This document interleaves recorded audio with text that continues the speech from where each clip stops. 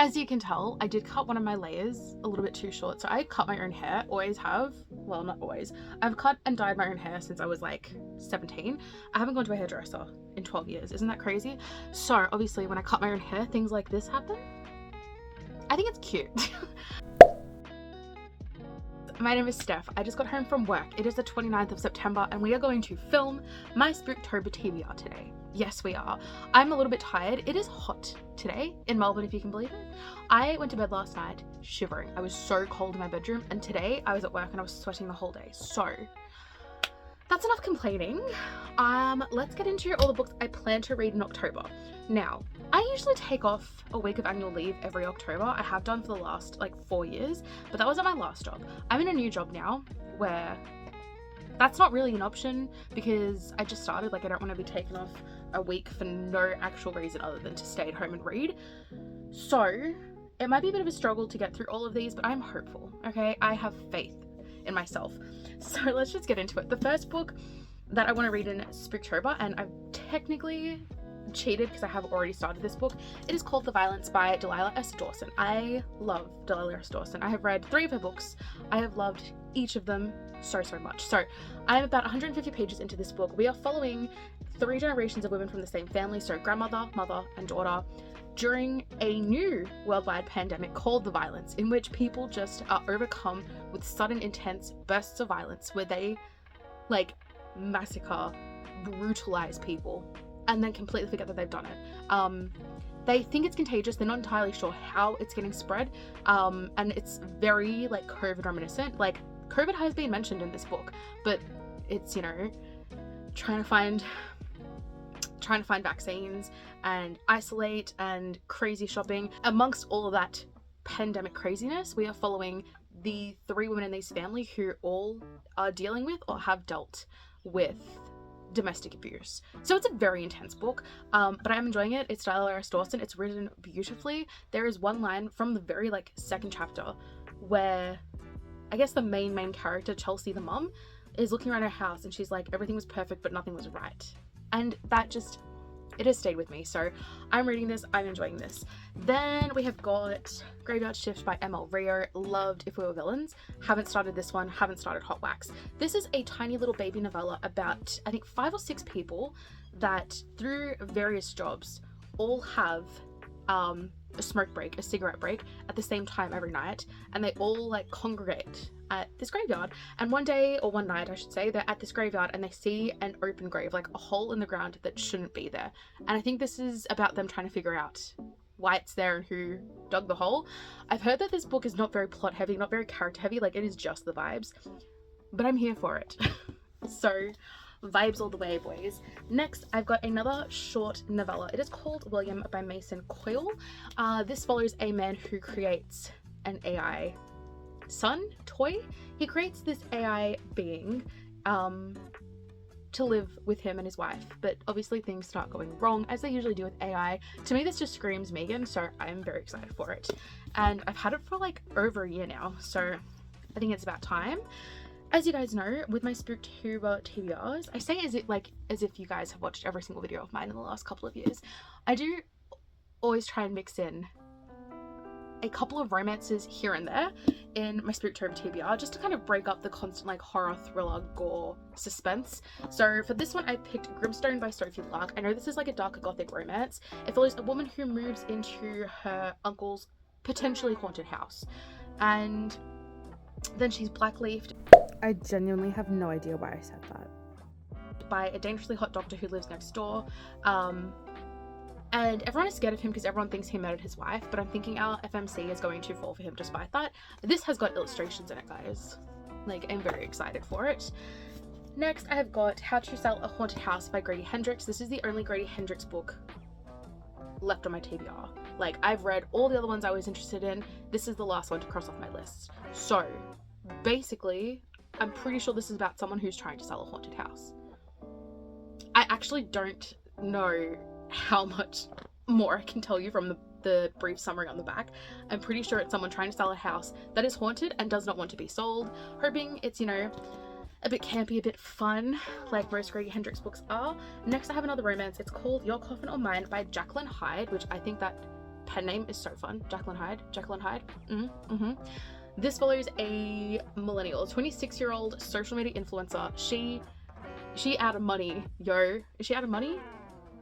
Oh, she's not out of money. She's out of luck. Her fiance was cheating on her. So she rocks up to this vampire's castle and she's like, hey, can I stay with you? And he's like, now why would we agree to that?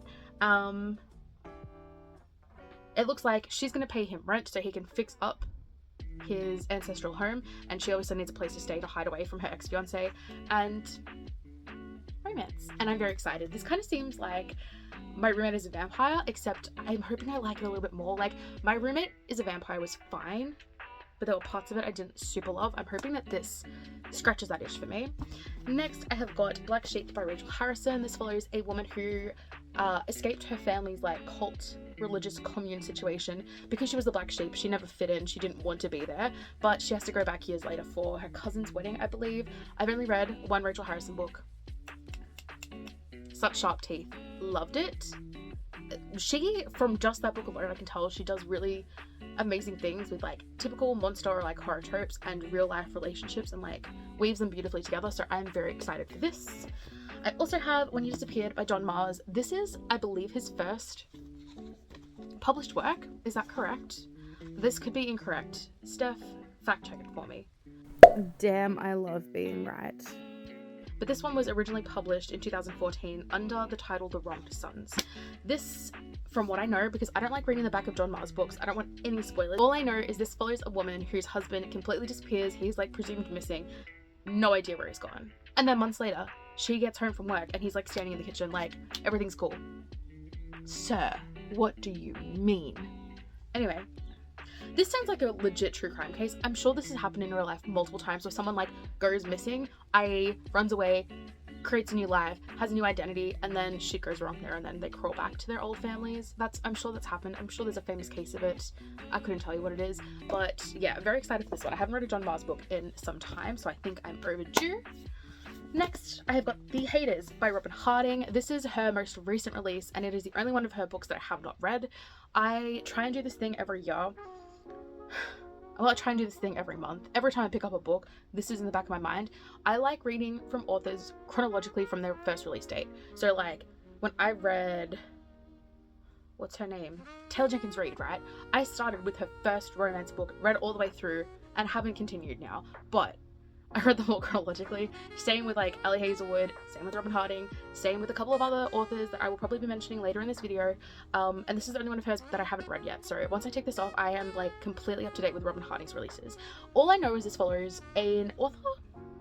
Yes, her first novel has been published, but then she receives a disturbing email, and then she starts getting a lot of hate online, and she gets like a bunch of 1-star reviews, and she just wants to figure out who the fuck is destroying her career. And it definitely kind of sounds like that book by Taylor Adams. Was it called Every Last Word? Or just The Last Word? I haven't read that book yet, but I know it's also about an author who goes crazy when they get a bad review. So I'm excited. I think this cover is so pretty. It's so pink. It's so cute. Moving on, this is going to be a very quick video, FYI, just because I'm tired and I don't want to edit all night. Next I have got A Dowry of Blood by S.T. Gibson. Now, this was actually going to be part of my super secret vampire reading month, which was supposed to happen at some point last year. It was either September or November last year. I was going to have a full month of vampire reads, had this one ready to go, and then decided I didn't want to spend a whole month just reading about vampires. So, a year later, we're here, we're revisiting. This follows Dracula's first wife. I thought that this was a sapphic romance for some reason, unless I just fully confused it with House of Hunger, which I did read. I don't know, but I know this follows Dracula and his first wife, and I'm very excited. Oh, sorry, his first bride. What's the difference between a bride and a wife anyway? Steph, fact check. I feel like that spoils the book a bit for me. So, very excited. Probably going to be a little bit like historical for me, but we're going to power through because I'm interested. I also really want to read Dracula. Like, I feel like as a vampire lover, I should have done this already. It's just so slow. It's a slow starting book because I have tried before and then I never finished. Next, this is what I was talking about before. I have got Riley Sager's newest release, With a Vengeance. Now, this was released earlier this year and I kept telling myself, you need to fucking read it before he releases another book, because I have let this happen before where I was completely up to date with all of Riley Sager's books. And then a new book came out and I was like, oh, I'll get to it. And then another new book came out and I was like, I'll get to it. And then another new book came out. So I'm not gonna let that happen again. I am going to be reading it in October, okay? I'm very, very excited for this. This is the first of his books that takes place entirely in the past. Like, his other books have had some flashbacks here and there, but this is entirely set in the 1950s. We're following a woman whose entire family, sorry, six people destroy her family. I don't know what that entails, but they just destroy her family. So 12 years, I think, after the fact, she gathers all the people responsible for her family's destruction on a train.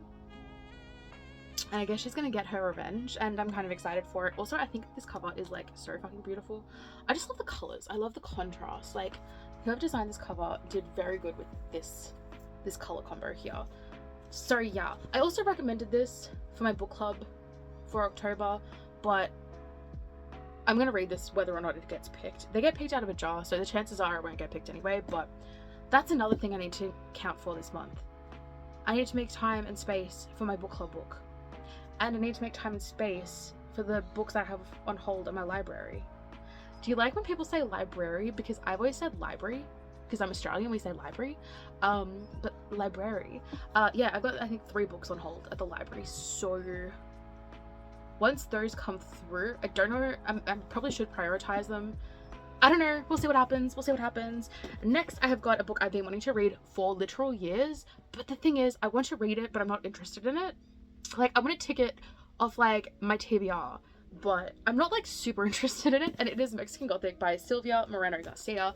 This follows a woman whose cousin sends her a letter. So her cousin's newly married, living in Mexico, and yeah, she gets a letter from her cousin being like, you need to come, like, things are not right here, like, I need your help. So our FMC is like, well, I should probably go check on my cousin and make sure everything's okay with her and the new husband. That's all I know. Now, a couple of things, right? I don't know anything about Mexico, so I feel like I might be very lost in this book. So I'm scared, but I also feel like a lot of people love this book. So there's got to be something with it. Something's got to be there, right? And the last book that I've literally just added to my TBR today, because I'm an idiot and I think that I'm so fucking good at reading that I can read. I'm literally so good at reading. You guys have no idea. Like, books is good for the brain. Books is good for the brain? Anyway, yeah, because I don't think I've got enough books to try and read in October while working the whole time. I also decided to add Let's Go Play at the Adamses by Mendel W. Johnson. So this is one of the paperbacks from hell. It's a whole Grady Hendrix thing. He had a non-fiction book called Paperbacks from Hell where he talks about paperbacks from like the 70s and 80s and how they influenced modern day horror books. This is one of them. Now, I had an idea at one point. You guys ready? I care so much about this channel, even though like no one watches it. Do you know how sad I am? I was going to literally purchase Grady Hendrix's book, Paperbacks from Hell, and then purchase all of the paperbacks from hell that were currently available on Australian Amazon. This little paperback, this little baby, was like $35. So I could not financially make that video work. And by the time I added all the books to my cart and saw the total, I was like, nope, we're scrapping this idea. But I did purchase this one because like I was pretty interested in it.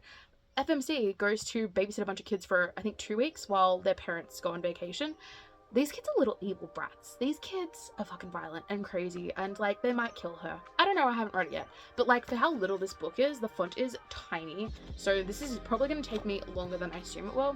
But that is my October TBR. Thank you for joining me, guys. Good vibes. I'm only hanging around now so I can pose for a thumbnail. Oh my god, if I can't even hold these books up, what chance do I have of reading them in a single month? Like, this is just unhinged behavior. Like, I seriously need to finish The Violence. How many days are in September? 30? I need to finish The Violence by tomorrow night to have a chance at reading this TBR.